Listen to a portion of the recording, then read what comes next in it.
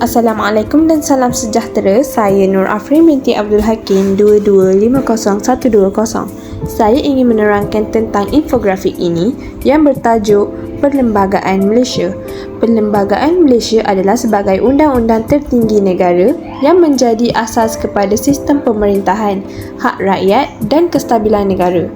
Ia menunjukkan bahawa perlembagaan mempunyai ciri-ciri utama seperti bersifat tertinggi, bertulis, sukar dipinda serta berperanan melindungi hak asasi dan mengimbangkan kuasa kerajaan. Selain itu, infografik ini turut menghuraikan struktur utama perlembagaan yang merangkumi perkara berkaitan persekutuan, kewarganegaraan, hak asasi, parlimen dan pentadbiran negeri.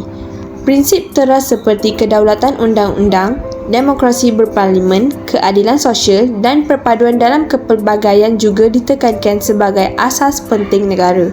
Kesimpulannya, perlembagaan Malaysia sangat penting dalam memastikan keharmonian, melindungi hak rakyat serta menjamin pembangunan negara yang stabil dan berterusan. Itu sahaja daripada saya. Sekian, terima kasih.